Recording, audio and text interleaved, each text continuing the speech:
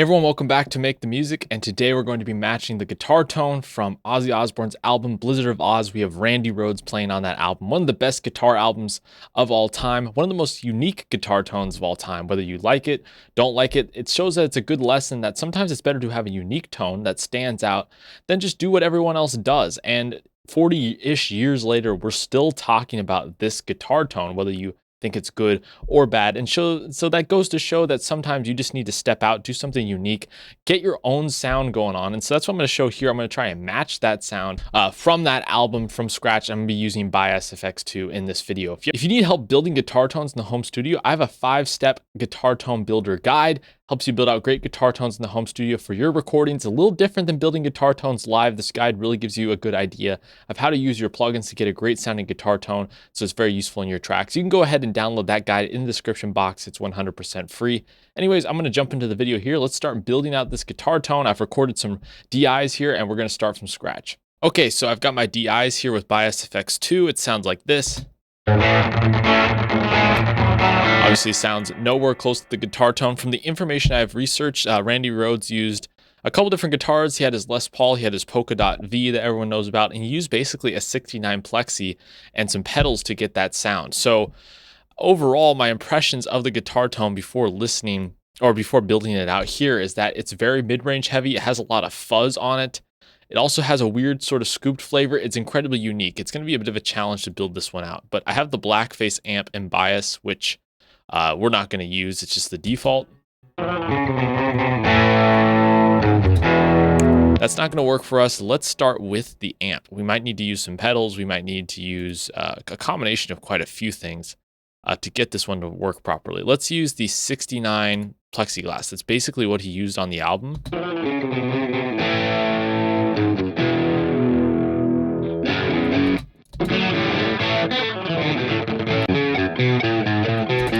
Okay, so that's our starting point. I'm going to put the gate up. We may need to change cabinets later. I've got the greenbacks going on right now. Let's take a look at some other cabinets. We've got a tread plate cab. This cab, Legend. I want something that's a little darker and a little more filtered. The tone has a nice little top end fuzz, but I wouldn't call it a bright tone, right? So let's try this Celestions T75s. That's kind of the right color for me. I don't know if that's exactly, the speakers or cabinet that was used, but in this program, it seems to be working. Let's add some gain. I'm going to dial down the treble quite a bit, but up the presence. We're already kind of getting close with that. A good tip is if you want a tone that still has some top end, but isn't overly bright or sheeny, rolling down the treble and upping the presence can give you a unique combination of that sound. Let's go to like a verse part here.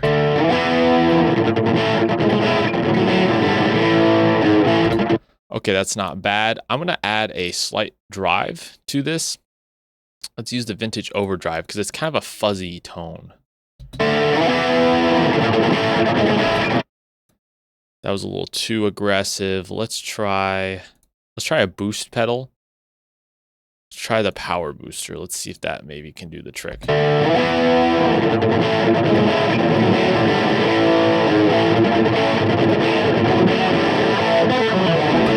That's a little better.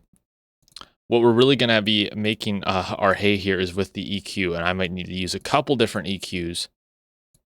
I'm going to try quite a few actually, to try and dial in this sort of dark scooped yet mid-range heavy sound. It's very unique. It's quite interesting. I also want to mess with the cabs a little bit. Let's try a couple different microphones. The tone almost has a phasiness to it that I can't quite explain.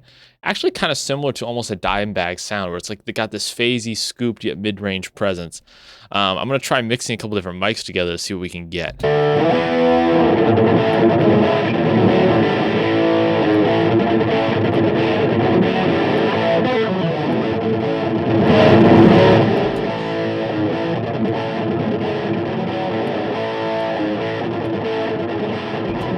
Okay, that's not too bad.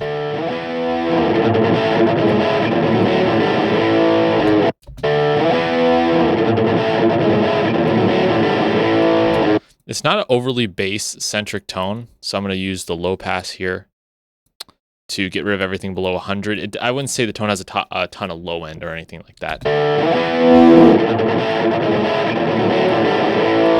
Just going through, finding some mid-range frequencies.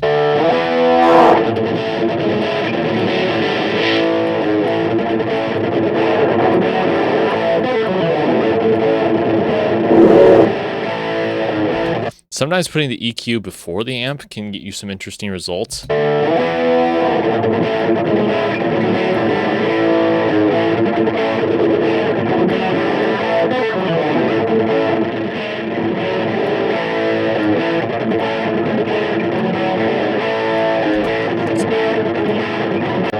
So I'm not using much of that second microphone, but it was just enough to add something different.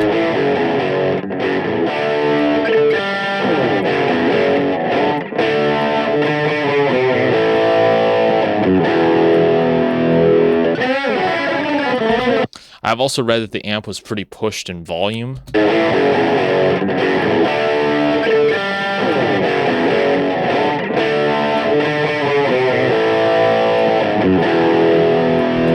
That's driving some top end into the amp that I like.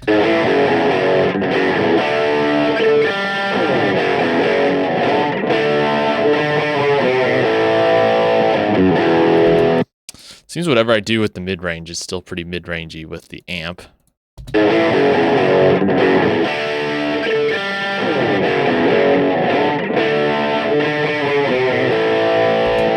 It's always best practice to dial in your mic position and cab first before you start applying a bunch of EQ changes, because if you get a mic position, you start applying a bunch of EQ changes, and you go and move the mic again, well, all your EQ changes are going to be not what you're trying to do. You're going to need to change them all. So I'm moving the mic only subtly after the EQ changes, because if I do it too much, all your EQ changes aren't matching up to what you're hearing anymore, right?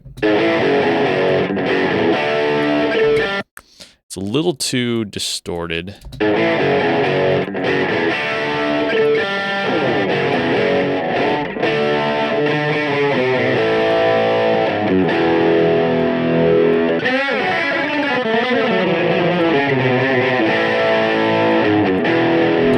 What I need to do is listen to the track real quick so I can dial this in even more. Okay, listen to it. I need to cut out a significant amount of mid-range.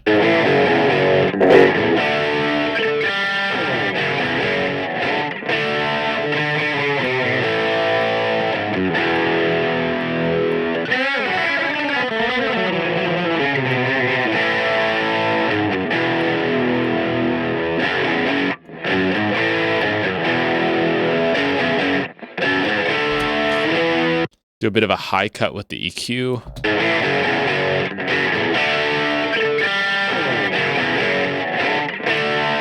Let me take one more listen to the track. Okay, so the track, I mean, the guitar tone's pretty thin.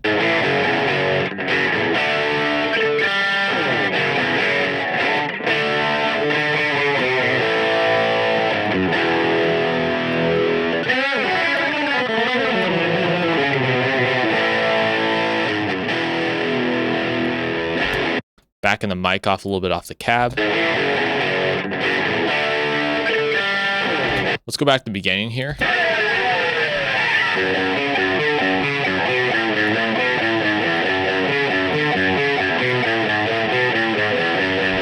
A good way to add brightness to your tone as well is to high cut pretty low. So like this is around 10K, but still boost those 8 and 6K places on the EQ. It's just going to give it a little bit more brightness without taking it totally way too bright and fizzy sounding.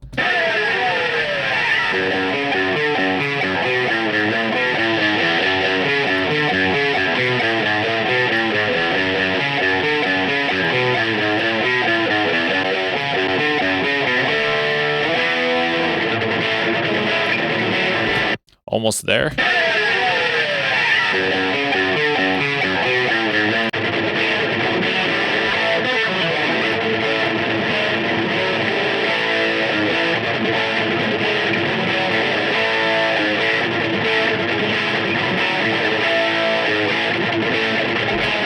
Just gonna cut a little more top end.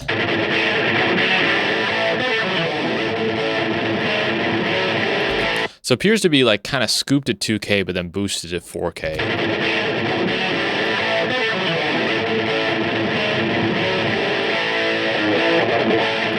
There's like nothing in the 250 to 500 range.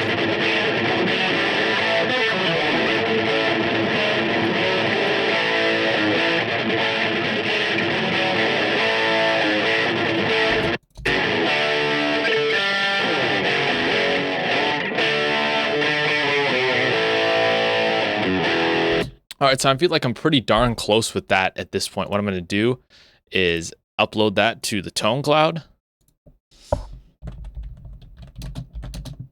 That was a tough one to dial in for sure. Let's go with metal. Randy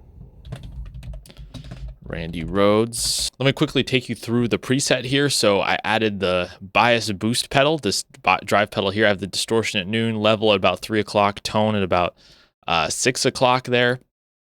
And then, around 5 o'clock. And then I have the EQ. I'm taking out some low mids, adding some 1K and 3K. On the amp, decent amount of gain, not as much bass, pretty scooped in the mids, and lowering the treble as well, and quite a bit of presence, quite a bit of master. I used the Celestion T75s for the cabinet and a Shure SM57, backed off quite away from the cab. Then the EQ, I'm taking out a lot of like 1K and 4K here and some lower mids. And then on this EQ, taking out lower mids, adding some 1K, taking down some 2K, and adding some 4 and 8K. So a lot of crazy, weird changes I needed to do to get this tone to match, but I feel like it's in the same ballpark as Randy Rhoads' tone.